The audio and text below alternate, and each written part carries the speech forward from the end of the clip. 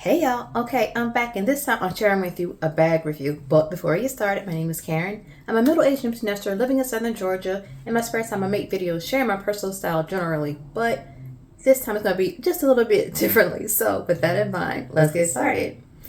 It was about a month and a half ago I received an email and this young lady was offering me a bag to review on my YouTube channel. It was clear that the bag that she offered me was inspired by a luxury bag. I'm all for trying before you buy. However, it can be kind of murky waters purchasing, accepting an inspired bag. However, they weren't asking me to lie and say it was authentic, but they just wanted me to share my opinion. So I agreed with one stipulation.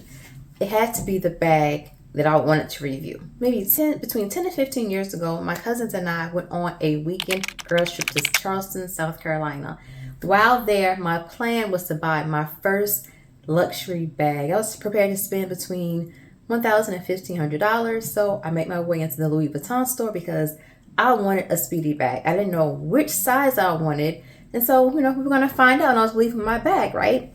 So the lady is helping me. She has all the bags lined up. And I believe I either settled on a 20 or a 25. I don't really remember. However, I was immediately turned off, dismayed, sad, and disappointed when she told me that the bags were not made from 100% leather, the body.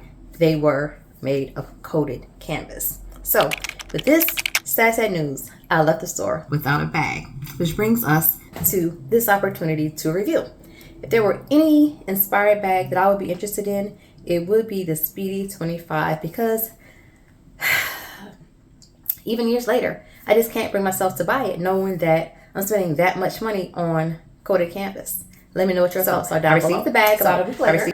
And for an inspired bag, I will say that I am impressed, and I'll tell you why. Particularly in stores like fast fashion, beauty supply stores, we've seen the faux LV bags and the stamp, the print job on the body of the bag is just horrible. It's like somebody did it in their backyard. But here we can see the printing is really nicely.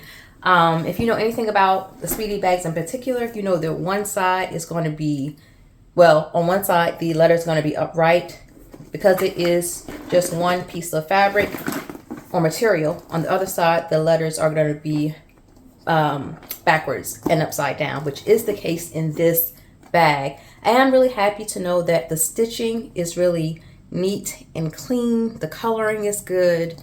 It does have all the piping. This is the bandolier bag, and so it did come with this strap that I'll show you in a second, along with the lock. The vachetta leather is questionable, but this material is substantial enough. I've gotten lots of compliments on this bag, ironically, but it's fine. They don't know. I didn't tell them. It's okay. I pulled up a little list of things online that people look for specifically with Speedy bags to kind of give them an indication of whether it is legit or not. So let's go through that list. All right, the first key authentication tip is the stitching, which I already mentioned. The stitching is neat and clean and uniform. On this page, it says that the threading will be in a mustard yellow, never a bright orange. It was straight and even with no loose threads. Secondly, we talked about the monogram pattern, but that is an indication of whether a bag is authentic or not.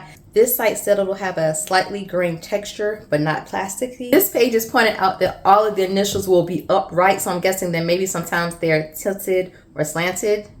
Okay, moving on, the vachetta leather, which I mentioned, it is questionable, so I don't think it's 100% leather. The hardware and zipper I mentioned. With this bag, the zipper is smooth and does seem to be of a substantial enough material compared to, say, like a Brahmin bag or a Dooney and Burke bag. The hardware is not as substantial as the hardware on those bags at all. It is actually on a little bit of the shiny side.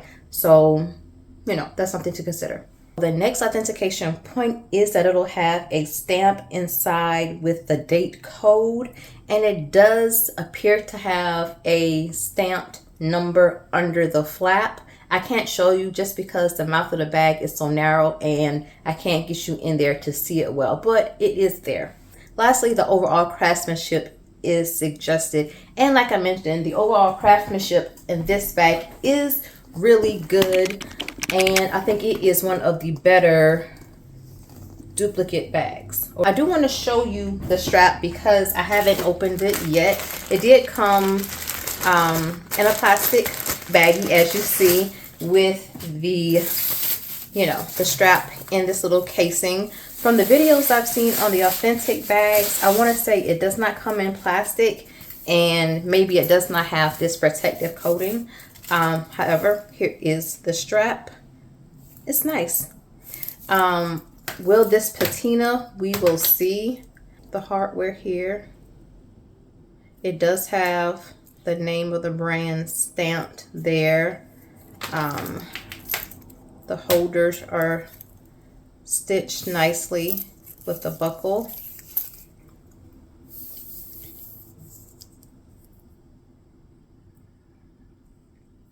If you have this bag, let me know what you think.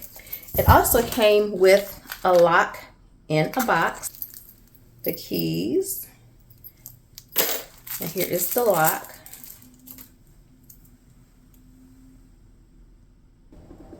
So that's the story of how I got this bag, and we've gone over some of the major authentication points, but I do want to share with you just a couple of issues that I have with the bag in general. You know how you have masking tape and you're laying it down and you don't hold it as taut, so you get a little bit of wrinkling, and so if you can straighten it out and lay it back down, you can lay it down a little smoother. Where there's a little bit of that going on just right here on the bag, and it's not significantly noticeable.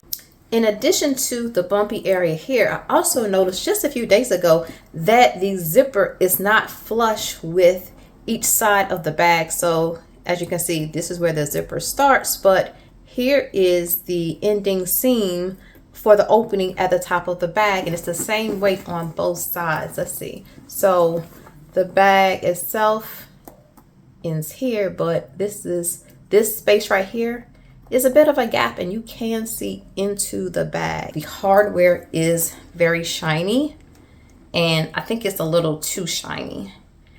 So it's not, low key, it is giving plasticky, low key. It's like a better quality of plastic. I did not mention that it came with a dust bag. The information on this bag specifically is going to be in the description box. I'll have the website, the name. I believe there's also a code that you can use if you're interested. You can also browse around on the website because they have other, inspired bags, probably some of your favorites, so you can definitely give it a try. In conclusion, happy to have this bag. I will not be purchasing the authentic one because I don't feel like it's worth the money after experiencing this one, knowing that it is inspired. I'll just continue to use this for as long as I can.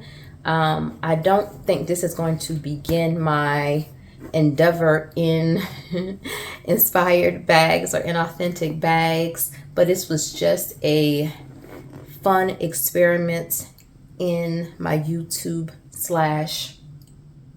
/ handbag journey. So feel free to let me know your thoughts. What do you think of this bag? Do you have the original? Do you have an expired bag? Are you going to look at the website?